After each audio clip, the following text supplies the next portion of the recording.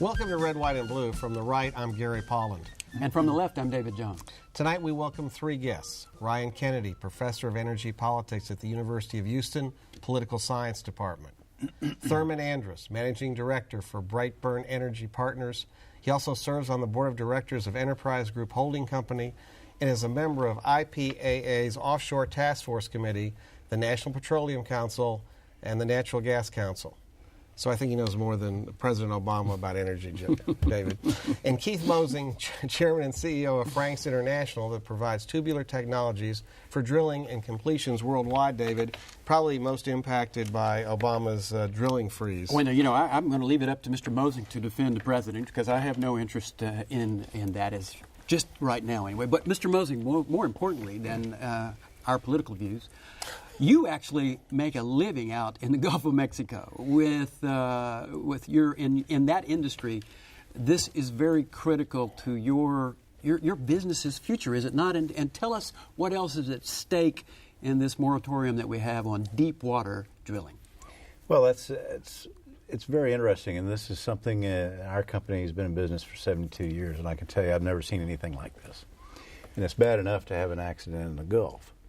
But now what my main concern is I don't just make a living from this, but I have a lot of employees that I'm responsible for that do make a living. And they're very, very nervous right now, and I'm very, very nervous right now. I'm originally from South Louisiana, been here 37 years, been in the oil business all my life, over the last 40. What I'm concerned about is we manufacture and fabricate a lot of things that go offshore. And when we do this, I've got a lot of employees now that will be completely out of work. We don't know what to do, and we're still hanging on because you can't just replace these people. It's very unfortunate, but they come up as skilled craftsmen, engineers, and they just can't go to work anywhere else. And so if I lose them, I can't replace them anytime in the future. And we're very, very concerned about it. But I'll bet you that President Obama has an answer. We can buy it from China, since that's what we seem to do with all of our manufacturing capacity these days. And I really think that's a good possibility that we will be buying and importing more and more fuel and more hydrocarbon. And the reason I say that is because there's a lot of different things happening here, in my opinion. It's very confusing with the court cases to the everyday worker that makes his living out on an oil rig or with a welding rod in his hand.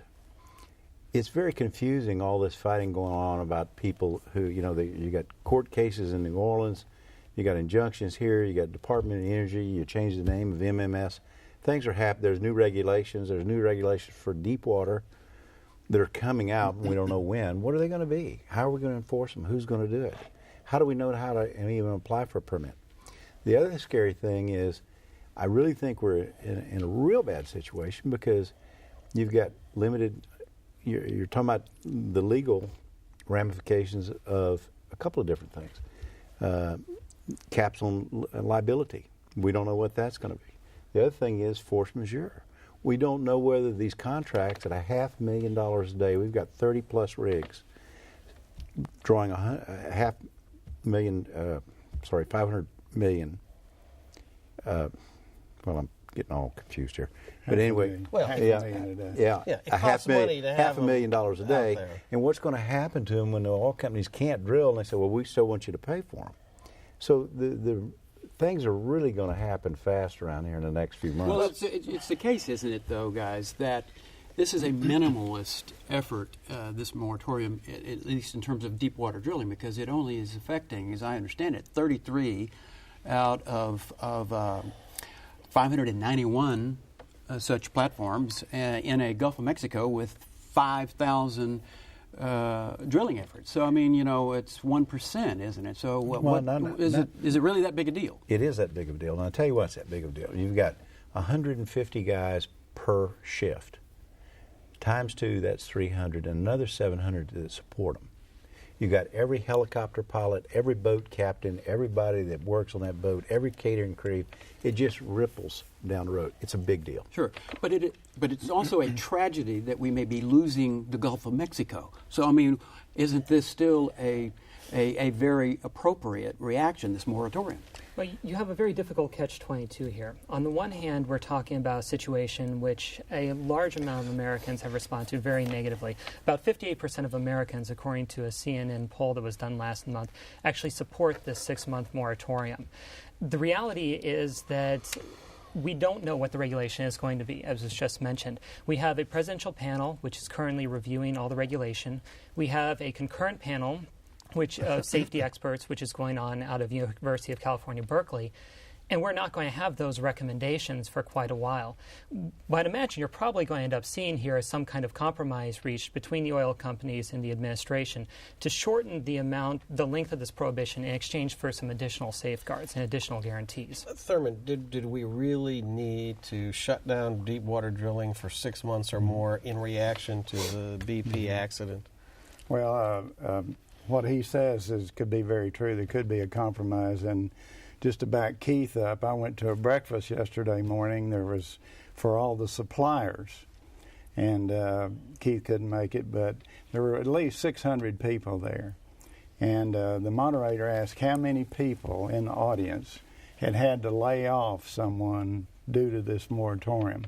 I would say 80% of the people in there raised their hand immediately. So that just backs up what Keith is saying.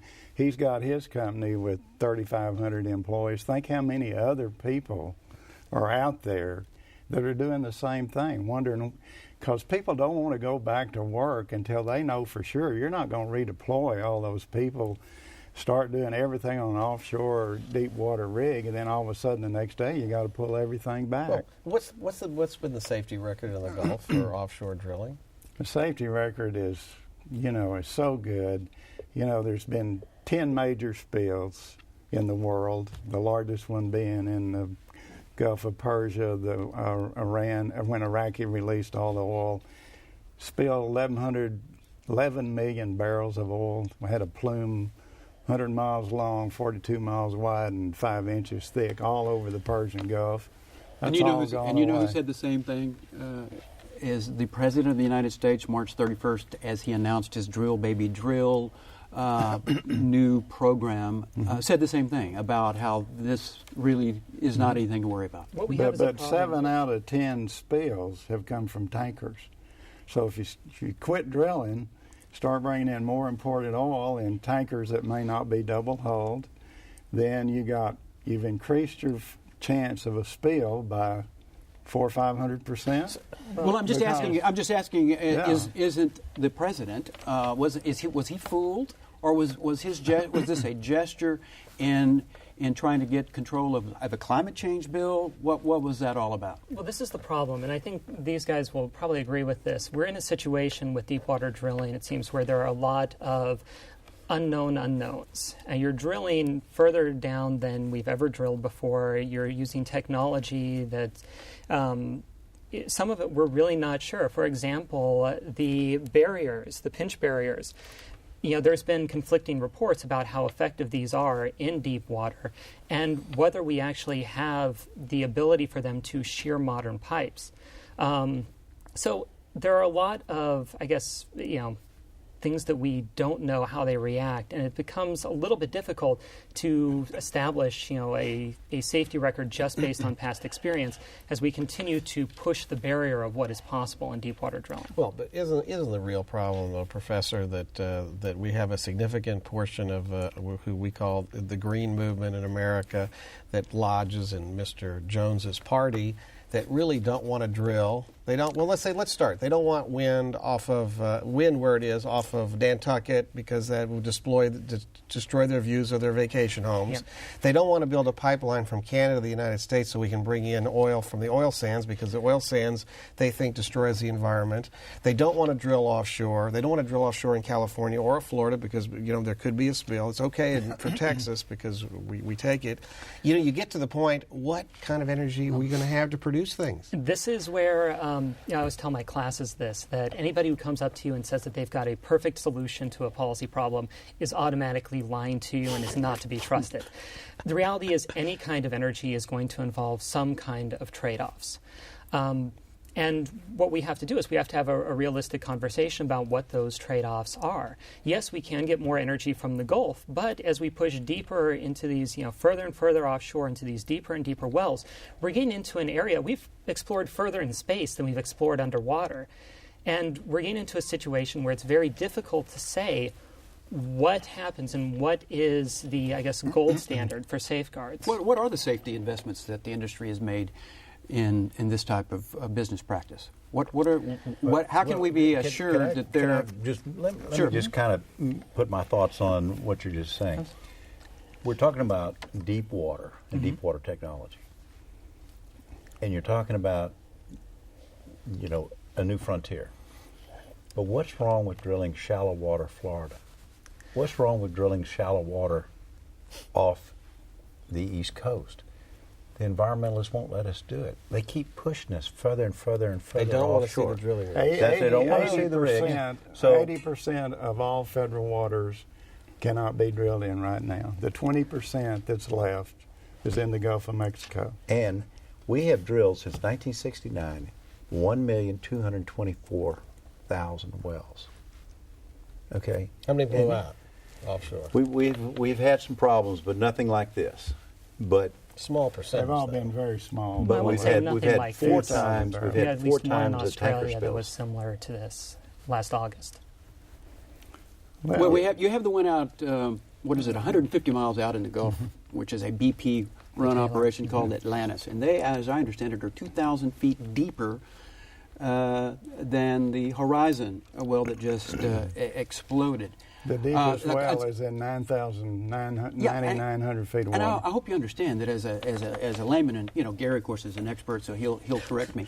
But it's hard to imagine that you can do this without substantial risk, such as what just happened. And how desperate are we for oil if we have to resort to that type of risk taking? But David, if you listen, what they've said was too many areas are off limits to drill where it would be safer. So we should be drilling in shallow water where they can find oil. But the problem is your friends don't want to look at drilling rigs from their vacation home. I think that was what the president's plan was on March 31st, is to expand. So why did he back off?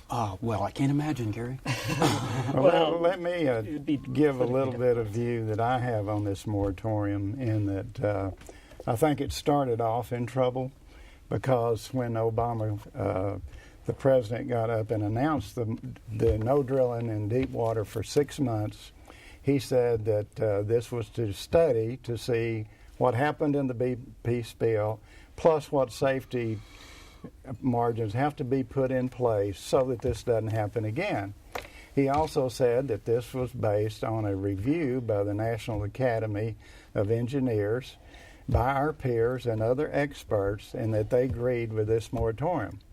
Well, the fact of the matter is that's exactly opposite of what they did. So immediately gets off on the wrong foot because when they heard that he had added a 6 months moratorium to what the draft that they approved, which was just for no more permits in the deep water for a while. In fact, is they had a timetable in the report showing that most of the safety guards could be put on in 30 days. Well, when this academy, when these group from the academy, Tom Morrow's one, who's our friend, he was on there, 2 professors from A&M, one from Texas, one was educated U of H. When they heard this, they went to Salazar and said, look, Salazar, who is the head of the Interior, said, you have used us to put forward a political agenda because we didn't approve a 6 months moratorium. So he apologized. They tried to get him to put out a press release that said, just put out one paragraph, one sentence that says, we did not approve this moratorium. They refused to do it. So that's when they went public with this and said, look, not only did we not approve it, it's counterproductive to safety, and it's going to devastate our business on the Gulf states and probably put them out of business. Which will increase unemployment, which will increase and democratic he said losses. For several reasons. Number one, if you were in the process of drilling a well, you had to stop drilling and plug it. That's very dangerous than when you go back in. Number two, you could keep drilling gas wells, do completions and workover, which make no sense. Number three, He's saying all the biggest, the best rigs, the best crews are going to go away first. That's going to leave us, the smaller, older rigs, the less experienced crews that are going to be more prone for accidents. And then the fourth reason they gave was the economy. Is it not the case that MMS, the Interior Sub-Agency, has really been, well, there isn't any dispute, has it? They have been a crony of the oil industry. I mean, the Inspector General report said that, they were partying, they were giving gifts. People have been fired. Salazar was known to be, an ally of deepwater drilling. Had just approved BP, so I'm questioning: is MMS really been a thorn in the oil industry side ever? I totally agree with you on that. I think they've been maligned. I think they've been accused of a lot of things. Just taking baseball tickets. I dealt with them for years. I have never dealt with a more organized government agency than them. They have not been easy at all. They've been very difficult to the point that you say, I cuss these guys. They've been tough, but when you give someone baseball tickets or take them to a game or send them over here, you're not trying to buy them off to get them to approve of something that's not legal. You're just wanting someone to talk to if you got a problem. If you're having trouble getting a permit or something, you want to be able to pick up the phone and call somebody and say, look, I'm having trouble here. Can you help me? That's what goes on. This is not buying illegal permits or things like that, in my opinion. Now, that's just from me dealing with Anybody else have a view? The MMS has had numerous problems, but one of the things which has been really underreported about it is that currently the organization has about 62 people who actually go out and inspect these rigs. That's only 7 more people than they had in 1985. In 1985, there were about 500 rigs in the Gulf. As you pointed out, there are now over 5,000. So you have 7 more people to look at 4,500 more wells. That's simply, you're not going to have effective regulation. Speaking of, there's not 5,000 rigs. Regulation. There is not 5,000 rigs in the Gulf. I doubt if there's more than there was in 85. No, it's 5,000 is the reported number. 5,000 plus is the reported number of rigs in the Gulf, 591 deep water. Right. Okay. How many? Deep water, 500 plus. That's not, No, that's there's not 30. right. There's There was 33 drilling. There's 33 drilling. rigs. Those are the ones which are 168 affected. sounds about right in the Gulf of Mexico. Okay. Yeah. Well, I want to ask a total question. wells in the Gulf of Mexico is probably 6,000. So what about the AP report saying that there were 27,000 which were capped, many of them temporarily capped? There you Is go. that There's your rig count right there. Go to the bottom. Well, while you're reading that, I'm going to ask you all a question. Isn't there a free market solution to the issues we have here? I mean, I'm certain that there are companies that have exemplary track records for safety and prudence in drilling offshore, and I think there are others that are not as good. So couldn't we do something, for example, increasing royalties for those who don't have the strong safety record and decreasing those for those who do? They talked about this yesterday morning at breakfast. They've put all of this on the table. They doubt if any of it is really going to be accepted. And, I think deep water drilling, no one, including the Coast Guard plant, thought there could be a well that blew out this hard. As long as I've been in the Gulf, I've never known a well that came in for more than 41,000 barrels a day. They're reporting this well 40 to 60,000 barrels a day. Now, it's unrestricted flow, so it might be more than that, but 100,000 barrels a day in all this, the entire prospect, as I understand when this drill, 50 million barrels, well, we're going to be approaching 4 million barrels of spill. Well, they've already produced, 5 to 10% of what's down there. So it wasn't big, but the flow is really uncanny. Is it your problem perhaps with some of the coverage and the issues in this whole disaster is with BP, given its track record? Should MMS have been a more serious examiner of not only their safety records? I mean, after all, there are some dead Texans in Texas City. They were a part of another spill in Alaska, and they pled guilty as a felony for what happened in Texas And City. the question is that what you're most worried about? Is this reputation issue attached to BP? I'm not worried about that, and I think anything this bad, they will police themselves, and I can tell you this has set an example for any other oil company out there and any other service company. I think in our industry in the last 20, 25 years, the emphasis on safety, and I know in my company, has just been paramount. And so I don't know how much regulation you can really have. I can't see where any government regulation has helped me improve my safety record. I have, though.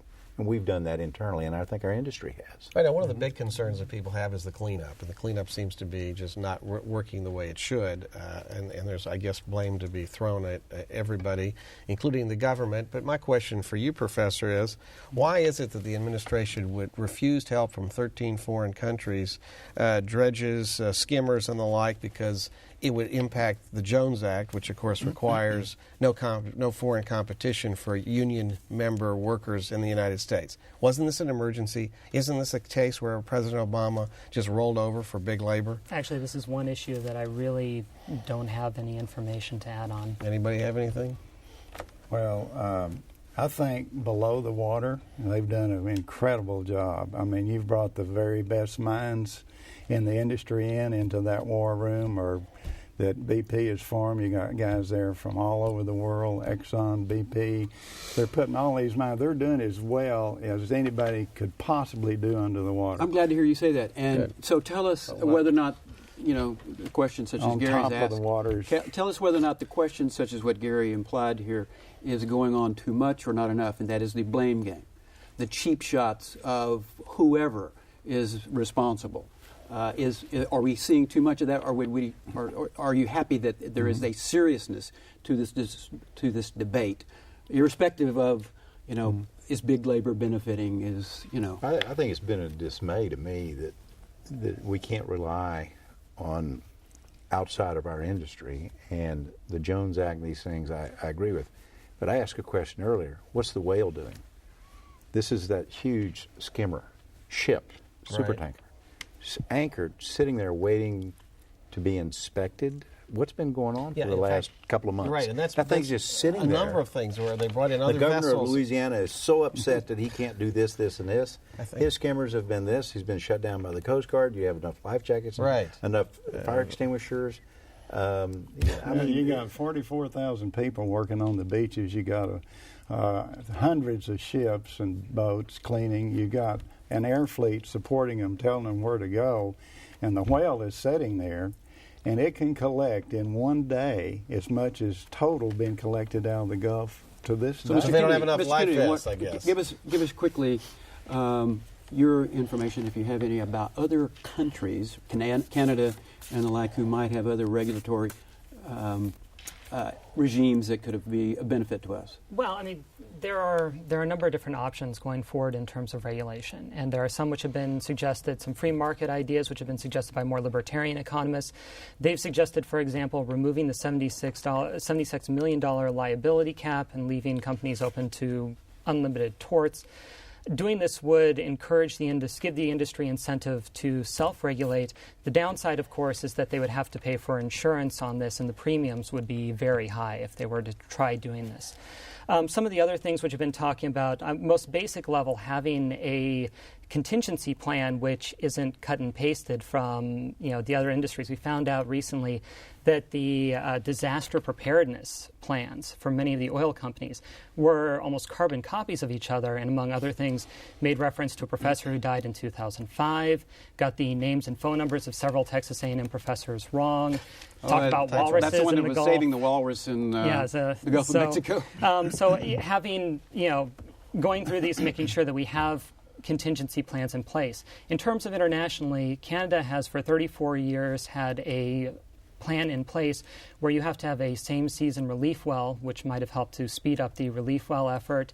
There are also things like having a double shear put on. So one of the problems was that in this particular case, at least we think, the first shear failed to close completely, failed to cut all the way through the pipe. So there's been discussion about, and Salazar talked about this, requiring a second shear as a backup. I think what we're essentially talking about in terms of regulations, we're discovering that this is not a 100% process. And when it's not 100%, you do what most engineers do, and you add a little bit of redundancy to the system. All right, I wanted to throw out a question as we get to our last 30 seconds, and that is this. In the next 100 years, is it realistic to think that those parents who think that wind, solar, and non-carbon-based energy is going to be able to be the basis for our economy in the United States, are they realistic? Are they in? Well, people forget you don't drive cars on wind and solar. It takes gasoline, and we're going to be a subject of gasoline for the next 50, 30 years. So This is a hydrocarbon. Your clothes, nylon, everything is hydrocarbon. And that will be the answer. Gary, you got it. Thank drill, you. baby, drill. Thank Just you, be safe Keith. when you do it. Thank you, Keith, Thurman, and Ryan. You can see a follow-up discussion of tonight's show by visiting us at HoustonPBS.org and check us out at the red, white, and blue site there. And so check that out. And until next time, get informed and get active.